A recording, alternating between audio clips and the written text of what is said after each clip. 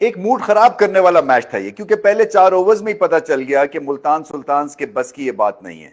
एक ऐसी पिच जो कि ऑस्ट्रेलियन क्ले की बनी हुई है, जो कि ट्रू थी, जहां पे बाउंस था, हल्का फुल्का साइडवेज मूवमेंट उतनी थी जितनी कि कदाफी में और पिचेस पे मिलती है। ऐसी कोई खलबली मची है रैंक्स में मुल्तान सुल्तान्स के, इतनी बेतुकी टॉप ऑर्डर की बैटिंग कि समझ नहीं आती है कि जबकि सिचुएशन ये हो कि नाउ और नेवर, डू और डाई, हर मैच जीतना है। और मैंने टॉस पे भी रिजवान से ही कहा था कि दो चीजें होती है डेस्परेट अगर सिचुएशन हो, या तो टीम खड़ी होके और पीछे नहीं देखती है, और या बिल्कुल ही नीचे गिर जाती है। सो ये बिल्कुल नीचे गिरने वाला जो है एक सीक्वेंस हमें दिखने को मिल रहा है, जो कि अनफॉर्चुनेट है, क्योंकि सबने मुल्तान सुल्तान्स को टिप किया था एज अ चैंपियन टीम। सो ऐसा हुआ नहीं है, अब किसी दूसरे को जीतना और हारना है ताकि ये आगे चल सके। सो ये मामला जो है इस साल की पीएसएल में इनके हाथ से निकल गया है। और मासवाए रिजवान के जो कि फाइटर एंड तक खड़े रहते हैं, किसी ने कोई अकलमंदी के साथ क्रिकेट नहीं खेली है और अपने हिसाब से बैटिंग करते हैं ज्यादातर। इस टूर्नामेंट में यही हो रहा है कि कंडीशन सिचुएशन को सामने रख के नहीं, क्योंकि मैंने हिट मारनी है और ये मेरी गेम है, तो मैंने हिट मारनी है, चाहे 4 विकेटें गिरी हो, चाहे गेंद मूव कर रहा हो। कोई किसी को इस चीज का लिहाज नहीं। बहुत कम ऐसे बल्लेबाज हैं जो कि थोड़े से संभल के, समझ के और अपनी इनिंग्स को आगे लेके जाते हैं और क्रिटिकल मोमेंट्स के ऊपर क्लैरिटी रखते हैं। ज्यादातर की तो क्लैरिटी खो जाती है। सो मुल्तान सुल्तान्स का क्या करना है, देखें, नॉर्मली अगर ऐसी सिचुएशन होती है टीम्स की, तो वो अगले साल की फिर तैयारी शुरू कर देते हैं। फिर वो अगले साल के लिए शायद अपना कप्तान देखते हैं, अपना थिंक टैंक देखते हैं, अपने कोचिंग स्टाफ को देखते हैं, जो इनके ओवरसीज रिक्रूट हैं उनकी तरफ निगाह दौड़ाते हैं, अभी से लॉक इन करने की कोशिश कर रहे होते हैं। मगर अब सिचुएशन थोड़ी सी हटके, इसलिए कि अब 2 नई टीम्स ने आना है अगली एडिशन में, और फिर यही जो पुरानी टीम्स हैं, ये सारी टीम्स मार्केट में जाएंगी अगर आप 25% इंक्रीज पे इनको नहीं खरीदते हैं। सो मुल्तान सुल्तान्स ने इंडिकेशन दी है कि जो भी ये 7.5 मिलियन देते हैं एज अ रजिस्ट्रेशन फी, ये बहुत ज्यादा है, और ये मार्केट में टीम को वापस डालेंगे और उसके बाद फिर मार्केट प्राइस जो मिलेगी उस हिसाब से ये फिर अपनी स्ट्रैटेजी बनाएंगे। सो अभी पता नहीं है कि अगले साल में यही आपके टीम ओनर्स होते हैं या कोई नए आ जाते हैं। बट एनीवे, आई थिंक अभी भी 2-1 मैचेस जो बचे हुए हैं मुल्तान सुल्तान्स के, वहां अपना कॉम्बिनेशन देखें, वहां पे आप कोशिश करें कि कोई बेंच स्ट्रेंथ से कोई प्लेयर्स को लेके आए। शायद रिजवान को कीपिंग अप करनी पड़े, शायद रिजवान को शायद 2-1 मैचेस में कप्तानी ना करनी पड़े, क्योंकि कर लिया, देख लिया, कुछ नहीं हुआ, शायद चेंज से फर्क पड़ जाएगा। बट एनीवे, ये जो मामलात हैं ये ठीक नहीं है मुल्तान सुल्तान्स के, और बहुत सारे फैंस जो डिसअपॉइंट हुए, मैं खुद डिसअपॉइंट हुआ, क्योंकि मैं समझता था कि ऑन पेपर ये तगड़ी टीम है और आगे जाएगी, स्पेशली टॉप 4 में तो क्वालिफाई करना ही करना था। फॉर्मर चैंपियंस हैं और फिर लगातार मैचेस जीतने की इनमें सलाहियत है, और जब चिप्स डाउन होते हैं, जब प्रेशर होता है, तो ये टीम खड़ी हो जाती है, मगर ऐसा हुआ नहीं।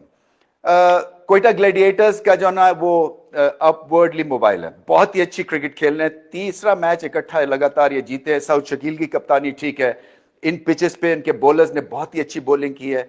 आज जो खुरम ने बॉलिंग कर दी है, खुरम शहजाद, उन्होंने बहुत आला बॉलिंग की है, हार्ड लेंथ पे बॉल किया, गेंद को मूव किया। और क्योंकि जो बल्लेबाज थे मुल्तान सुल्तान्स के, उन्होंने तहिया किया हुआ था कि नहीं, हम नहीं मानेंगे, और गलत पे गलत शॉट खेलते गए, जिससे कि हेल्प इनकी हुई, मगर फिर भी गेंद को मूव किया और नया गेंद सबसे अच्छा किया इन्होंने। इस सारे टूर्नामेंट में हम देख रहे हैं कि 2-1 फास्ट बॉलर्स जो हैं, खासतौर पे कदाफी स्टेडियम में आके अपनी पूरी रेंज हमें दिखा रहे हैं। इसी तरह से बैटिंग जब हुई तो बहुत ही आसान काम था। साउथ शकील की इंपॉर्टेंट इनिंग्स थी, क्योंकि बहुत स्लो खेले हैं और आज बहुत तेज खेले हैं, तो इसका मतलब ये है कि पोटेंशियल तो है इनमें। और जब कप्तानी अच्छी कर रहे हो, जब आप मैच जीत रहे हो, तो फिर बैटिंग पॉइंट ऑफ व्यू से भी कप्तान का दिल बहुत बड़ा हो जाता है। और फिन एलन के लिए ये पिच जो थी ये साजगार थी, बाउंस अच्छा था, ट्रू पिच थी, थ्रू द लाइन आप खेल सकते थे। और जब वो फॉर्म में होंगे तो फिर वही होगा कि 6 ओवर्स में 90 रन, मुकाबला खत्म। कमाल किया है आज क्वेटा ग्लैडिएटर्स ने, बड़ी जबरदस्त और कंसिस्टेंट परफॉर्मेंस चल रही है। लेकिन बल्क अभी भी उनकी बॉलिंग संभाल रही है। बॉलिंग को जो लीड कर रहे हैं मोहम्मद आमिर, जबरदस्त बॉलर हैं, जबरदस्त बॉलिंग कर रहे हैं, अच्छी फॉर्म के अंदर हैं। पिछले 2-3 मैचों से तो बहुत ही अच्छी बॉलिंग कर रहे हैं, लोगों को कह कह के आउट कर रहे हैं, और आज भी उन्होंने अच्छा आगाज किया। लेकिन जो हमारा वूहू मोमेंट ऑफ द डे है वो है खुरम शहजाद, जिसने आज 4 आउट दायरे के अंदर ही करके कमर तोड़ दी मुल्तान सुल्तान की। और मुल्तान सुल्तान के बल्लेबाज एक के बाद एक आते रहे, बॉल ऊपर चढ़ाते रहे और जाते रहे। तो ये था मेरा वहू मोमेंट ऑफ द डे। आप लोगों का वहू मोमेंट ऑफ द डे क्या है नीचे कमेंट सेक्शन में बनाए। लेकिन बड़े अंडररेटेड बॉलर हैं और उन पे एक छाप लगा दी गई है बहुत सारे दूसरे टैलेंटेड प्लेयर्स की तरह कि ये तो सिर्फ रेड बॉल के बॉलर हैं, ये बॉलिंग नहीं कर सकते वाइट बॉल के अंदर। तो यार ये कौन बॉलिंग कर रहा है, ये कहाँ से आए हैं भाई, इधर उधर से तो नहीं पकड़े। ये पाकिस्तान के स्टार्स हैं यार, ये पाकिस्तान के हीरे हैं। हमारे मुल्क के अंदर इस तरह के लोग पड़े हैं जिनको सिर्फ थोड़ी तराशने की जरूरत है, अपॉर्चुनिटीज की जरूरत है, और जैसे उनको प्लेटफॉर्म मिलते हैं वो परफॉर्मेंस करके देते हैं। आज एक दफा फिर पिछले मैच के अंदर भी खुरम शहजाद के जो स्टैट थे वो थे 3 ओवरों में 9 स्कोर। वो एक एंड से प्रेशर डेवलप कर रहे थे, दूसरे एंड से वो फहीम अशरफ पे चार्ज करने जा रहे थे और फहीम अशरफ इस चक्रों में 5 आउट करके अच्छी बॉलिंग की उन्होंने, लेकिन प्रेशर डेवलप कर रहे थे खुरम शहजाद। आज उसका उन्हें सिला मिला कि उन्होंने जो कंडीशंस उनको मिली, राइट एरियाज हिट किए और वहां से उनकी रिस्ट पोजीशनिंग ऐसी है, वो इस तरह की रिस्ट मारते हैं कि उनको वैसे ही मूवमेंट मिलती है ऑफ द पिच। तो यहां पे तो थोड़ी बहुत मौजूद भी थी और उसका भरपूर फायदा उठाया। अच्छे बॉल करने पड़ते हैं अच्छे टारगेट पे। उनका बॉल सीम हो रहा था, उनके पास गालिबन सर्कल के अंदर 12 बॉल थे, उन 12 बॉलों में से उनको 4 बॉल बिल्कुल ठीक जगह पे करने ही थे और जो 4 नहीं उन्होंने ज्यादा किए। प्रेशर डिवेलप कर रहे थे तो रिलीज करने मुल्तान सुल्तान के प्लेयर्स जाते रहे और उस पर अपनी विकेट खोते रहे। तो आई थिंक जो कमर तोड़ी है ऊपर से वो तोड़ी है खुरम शहजाद ने, और बड़ा जबरदस्त पिच था, बहुत अच्छा पिच था, कोई ऐसे डीमन नहीं थे। आप देख लें कि खुरम शहजाद के अलावा किसी और का बॉल कुछ भी नहीं हुआ। आप देख लें आमिर का बॉल देख लें, कोई सीम नहीं हुआ, स्विंग कन्वेंशनल थोड़ा सा उनको मिला जो कि मिलता ही मिलता है। आप वसीम जूनियर का जिसने बहुत जबरदस्त बॉलिंग की है, बड़े अच्छे एरियाज को हिट किया है, लेकिन देख लें कि कोई अनप्लेबल बॉल नहीं हुआ, कोई प्ले ना मिस नहीं हुआ, नॉर्मल बुरे बॉल पे शॉट लगते रहे। ठीक है, जैसे ही बार बॉल मिलता था मुंह में मिलता लगते रहे। उसके बाद आप दूसरे फहीम को भी देख लें, नॉर्मल बॉलिंग की है, ब्रेसवेल को उन्होंने आउट किया बाहर से, जिस तरह साइम अयूब मारने गए थे इस तरह उन्होंने मारा। तो मैं ये बोल रहा हूं कि अगर एक खुरम शहजाद थे और मोहम्मद रिजवान एक सीनियर बल्लेबाज खेल रहे हैं तो यार वो कब चांस लेंगे, वो कौन सी बॉलिंग के अगेंस्ट चांस लेंगे, हमें वो बता दिया जाए कि वो किस सिचुएशन के में आके चांस लेंगे। एज ए लीडर जब पहले तो आप ये प्लान बाहर से बना रहे हैं कि भाई ये रिजवान जो है ना राउंड खेलेगा और बाकी आते जाओ और मारते जाओ, और वही कर रहे हैं सारे।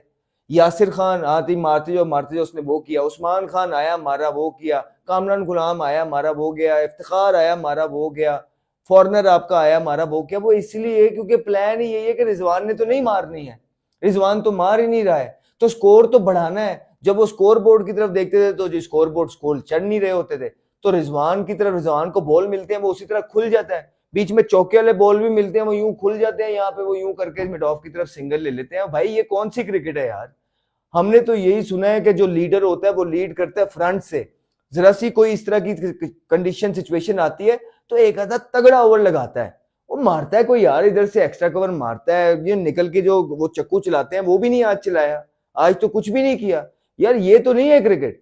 आपने 44 बॉलों पे 44 किया है, तो आपके साथ भी आप अगर आज ये कहेंगे आपके विकेटें गिर रही थी तो कोई और भी आपकी तरह खेल रहा होता तो 44 बॉलों पे 44 रखता करता तो स्कोर आपका 98 होता, और थोड़ा सा बढ़ा देते 2 ओवरों में तो आपका 100-110 स्कोर होता।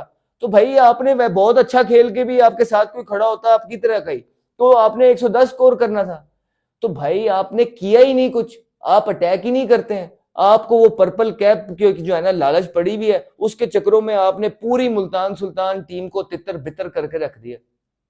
कोई आपसे सवाल पूछने वाला नहीं है, कोच आपने साथ मिलवाए हुए होते हैं, कोच आपके प्लान में आपको बैक कर रहे हैं, आप एक ही खित्ते के सारे प्लेयर जो है ना खिला रहे हैं और दूसरे खित्तों के प्लेयर सारे जो है ना सर पकड़ के बैठे हुए हैं, वो अपनी बारी का इंतजार कर रहे हैं। कभी आपसे जो है ना आपकी टीम के अंदर फॉरनर्स जो है खुश नहीं है, डेविड विली क्या वजूहात हैं, डेविड मलान लास्ट टाइम जो है किस तरह की बातें करके किन की वजह से गया है, क्यों किससे नाराज है वो, डेविड विली किससे नाराज है, बगैर बताए आप लोग बिठा देते हैं लोगों को। फॉरनर्स आते हैं, एक तरफ वो वाइस कप्तान है, दूसरी तरफ आप उनको बिठाते हैं, तो वो फिर आपके लिए क्या परफॉर्मेंस करेंगे, किस तरह आपके लिए खेलेंगे। सो माजरत के साथ मुझे तो बिल्कुल भी ये अप्रोच समझ नहीं आती। इसी वजह से देखिए ये चीजें चल रही थी पिछले 5-6 सालों से, और इसको मीडिया पे, सोशल मीडिया पे ग्लोरीफाई किया जा रहा था, तो और सारे जो है ना उसको बैक करते थे।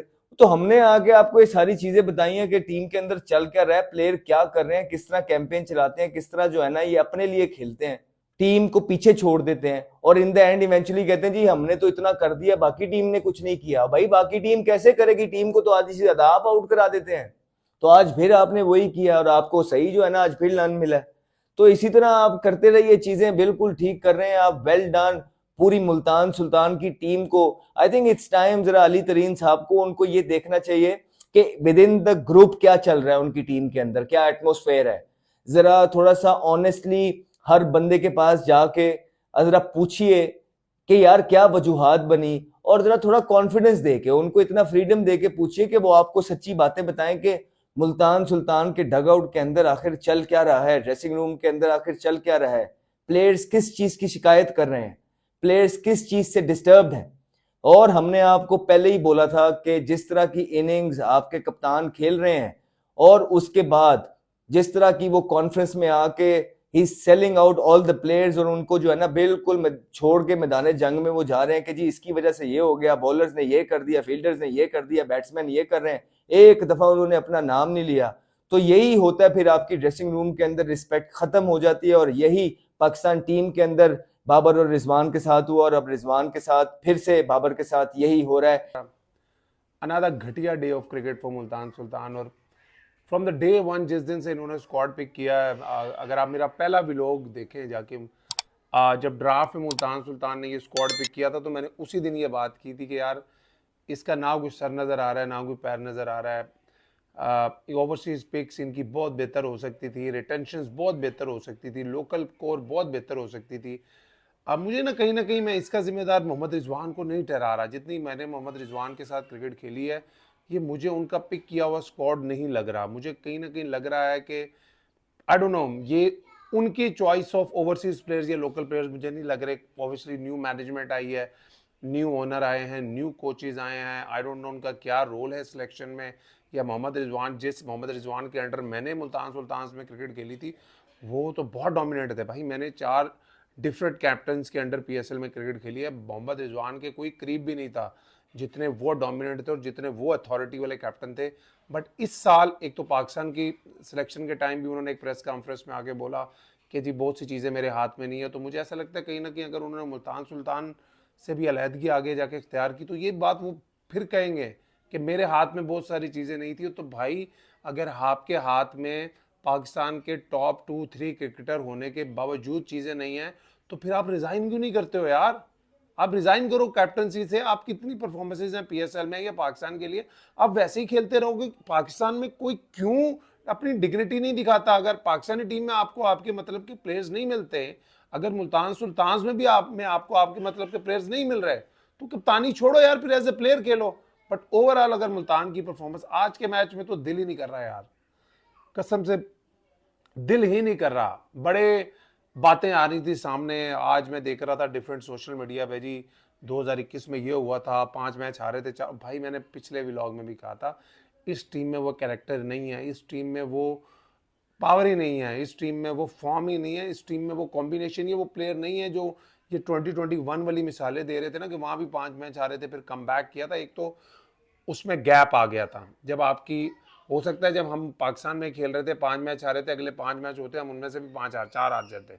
बट एक गैप आया था, रीगैदर हुआ था ग्रुप, 2-3-4 महीने बाद दोबारा खेले थे। तो लेकिन उस टाइम का स्क्वाड आप उठा के देखें और अब का स्क्वाड उठा के देखें, जमीन आसमान का फर्क है। ये स्क्वाड की कोई बैलेंस ही नहीं है।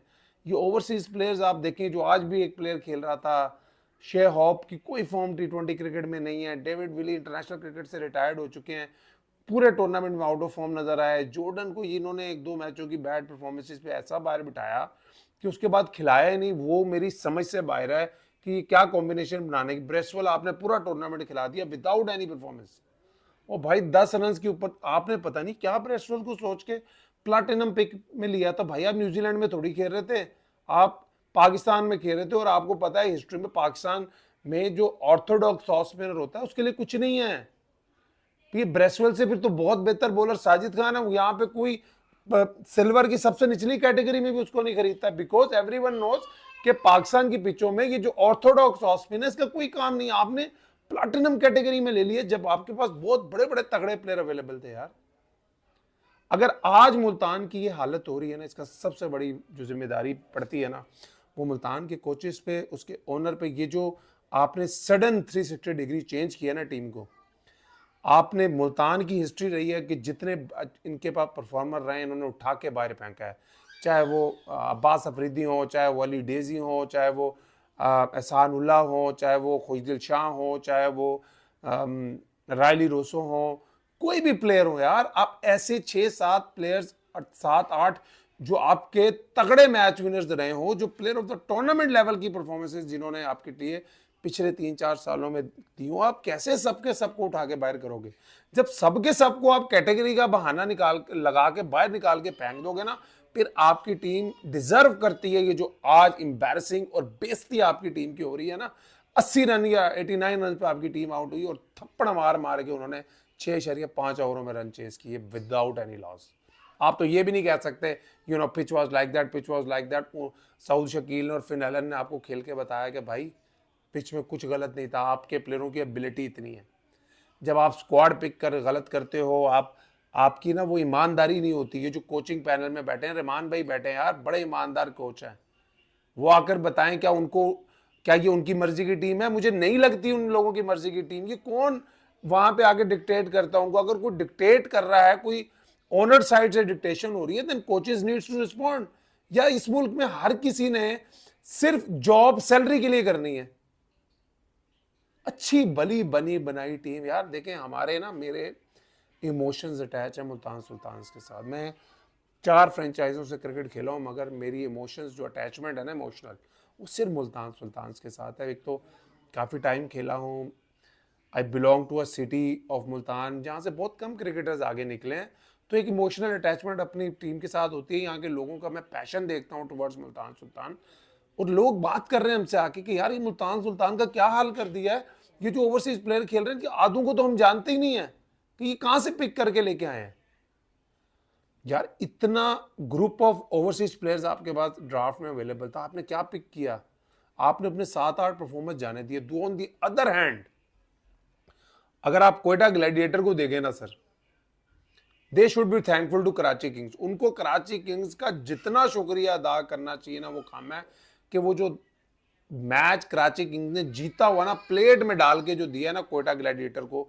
और उसी दिन मैंने ये बात की थी कि यार कोयटा की फॉर्म नहीं है, मगर जो इनका कॉम्बिनेशन है ना, जो इनका स्क्वाड है। और मैंने ये बात भी की थी कि जिस तरह की पिचें कराची में बन रही हैं और जिस तरह की पिचें लाहौर में, ये ऑस्ट्रेलियन सॉइल्स की जो पिचें यूज हो रही हैं पीएसएल में, यहां पे वो टीमें ज्यादा जीतने का मौका चांस है जिनकी जो बैट्समैन है वो ज्यादा ओवरसीज खेल रहे होंगे।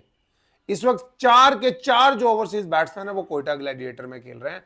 उनका अगर आप देखें, Finn Allen, Rilee Rossouw, Kusal Mendis, Chapman, यार ये बहुत तगड़ी टीम है, मैं आपको बता रहा हूं। और मैंने डे 1 पे बोला था कि खुर्रम शहजाद अगर इसी तरह की पिचेज रही पीएसएल में, ये बहुत डेंजरस बॉलर होगा। कोयटा ग्लैडिएटर ना हर पॉइंट को टिक कर रही है यार। उनकी फील्डिंग, उनकी स्पिन बॉलिंग, उनकी फास्ट बॉलिंग, उनकी बैटिंग, उनका पैशन, उनकी यूनिटी, वो टीम का जेल होना, ये होता है। मैं मानता हूं जब आप जीतते हैं ये यूनिटी जेल होना नजर आ रहा होता है, जब आप हार रहे होते हैं आप थोड़े बिखरे बिखरे से नजर आ रहे हैं। मैं ये नहीं कह रहा मुल्तान की टीम जेल नहीं होगी या मुल्तान की टीम का माहौल अच्छा नहीं होगा, I am not saying that, but आप एक कॉम्बिनेशन बनाते हैं ना यार, आप एक टीम बनाते हैं। कोयटा की टीम, जब from the day 1 I said इनकी फॉर्म के साथ जरूर मसला है, but they are the team. अगर इस्लामाबाद, मुझे अभी भी याद है जब ड्राफ्ट हुआ था, मैंने इनके स्क्वाड को नंबर 2 पे रैंक किया था, नंबर 1 पे इस्लामाबाद को रखा था लाइक एवरी ईयर। बट मैंने कहा था अगर इस्लामाबाद को कोई टीम सही टक्कर दे सकती है, लाहौर का भी अच्छा स्क्वाड है सर, बट वो बहुत ज्यादा डोमिनेट करता है, वो बहुत ज्यादा डिपेंड करता है, डिपेंडेंट होता है फखर जमान पे। बट अगर आप इस स्क्वाड में देखो ना, फिल एलन मैच विनर, यानी सिंगल हैंडली मैच जितवा सकते हैं आपको, रायली लोसो सिंगल हैंडली मैच जितवा सकते हैं, कोसाल मेंडस प्रोबेबली इस वक्त कोयटा ग्लैडिएटर के सबसे इन फॉर्म और इन टच प्लेयर हैं। वो 30s 20s 40s ही कर रहे हैं, मगर जो लोग क्रिकेट जानते हैं या देखते हैं ना, जिस तरीके से वो डोमिनेट करके बैटिंग कर रहे हैं ना, दैट इज अनरियल। और वो टाइम दूर नहीं है जब वो मैच विनिंग 60-70 बहुत जल्दी किसी मैच में करेंगे। चैपमैन के बारे में बताने की कोई जरूरत ना मुझे, आपको है ना, आप सब लोग जानते हैं। तो ओवरऑल अगर ये स्क्वाड देखें ना, इनकी bowling according to this conditions, अब आगे जाके कंडीशंस चेंज हो जाए, I can not say anything, but इस कंडीशंस के हिसाब से मोहम्मद आमिर, खुर्रम शहजाद, वसीम जूनियर एक बहुत बड़ा प्लस नजर आ रहे हैं कि वो इंजरी से बाहर आए थे शुरू के मैचेस में, उनका वो पेस रिदम नजर नहीं आया, लेकिन जिस तरीके से वो मैचेस आगे जा रहे हैं, उनका वो पेस, उनका वो बाउंसर्स, उनकी वो पेस नजर आ रही है। खुर्रम शहजाद इस कंडीशंस में बहुत मुश्किल बॉलर, और आज पहले 2 ओवरों में उन्होंने 4 आउट करके ना कमर ही तोड़ दी थी। ने किया है उसके ऊपर बात करेंगे। क्या अभी भी मुल्तान के चांसेस हैं in this season? Well, we will talk about that as well, but third win on the trot for Quetta Gladiators, and well, they must be a happy camp right now. I'm joined by my happy campers, Taha Sadakat, alongside Sohail Tanveer, Sana Mir, and of course this is our the dugout panel.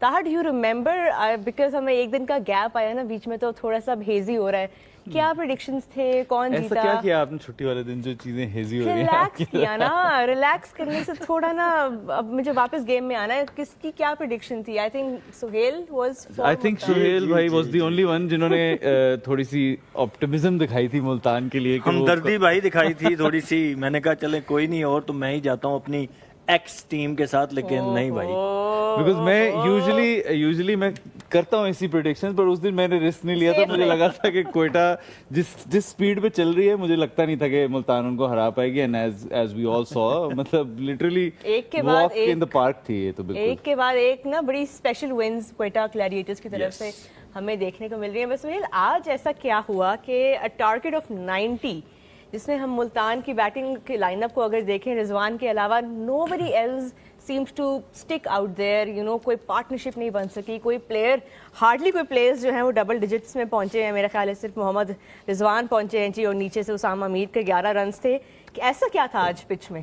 देखिए 2 चीज़ें तो साबित हुई आज के, जो काफ़ी अर्से से खैर होती आ रही हैं, और everybody is talking about it, कि जहाँ पे बाउंस होता है या जहाँ पे थोड़ा सा स्विंग होता है तो हमारी बैटिंग स्ट्रगल करती है, वो चाहे डोमेस्टिक क्रिकेट हो चाहे इंटरनेशनल क्रिकेट हो। तो उसका एक आपने आज एक ग्लिम्प्स देखे पिच में।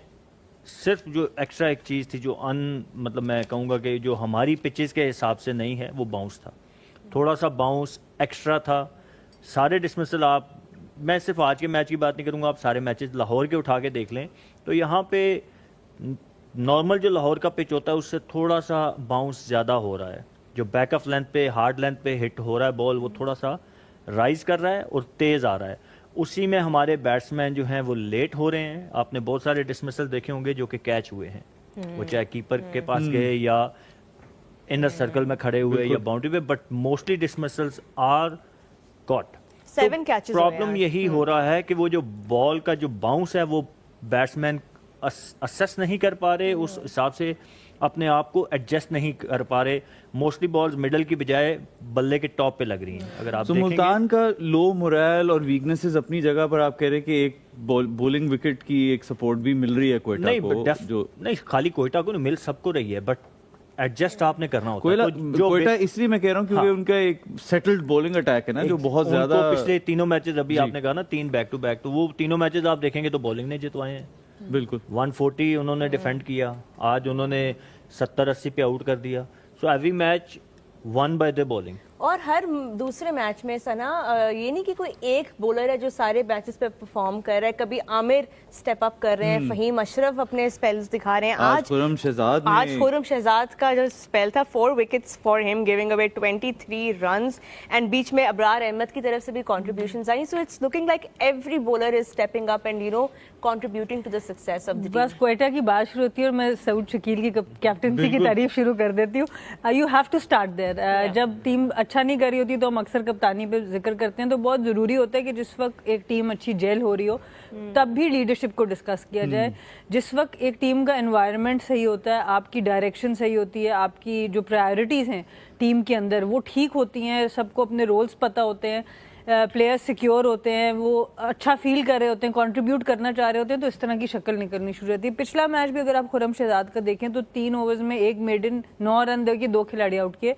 एक बहुत ही अच्छा स्पेल था उनका जो कि ओवरशैडो हुआ ऑब्वियसली दूसरी परफॉर्मेंस से, पर आज तो ऑब्वियसली 1 स्टेप अहेड, 4 विकेट्स वो ले लेते हैं। और जो आपने बात की कि सबसे अच्छी चीज़ क्वेटा की जो इस दफ़ा नज़र आ रही है कि every time there is a new match winner, और इसलिए एक टीम जो अब लग रहा है कि इस्लामाबाद को चैलेंज कर सकती है वो क्वेटा की टीम है। और पता नहीं अभी तक भी इन्होंने इस्लामाबाद से मैच खेला है कि नहीं। आधा PSL गुजर गया और अब तक वो मैच नहीं है, तो मुझे बड़ा इंतजार है वो 2 मैचेस का जो ये इस्लामाबाद से अगर खेलेंगे। इसी पिच पे मैच हो गया ना तो फिर तो Quetta will be definitely favourite. Islamabad और क्वेटा का मैच जो है वो है लाहौर में थर्ड को मैच समरी पे एक नजर डालते हैं इसी पे बात करते करते, ताकि हम उसको फर्दर डिस्कस स्कोर कार्ड को देखते देखते करें। जी, तो मुल्तान सुल्तान्स एक बहुत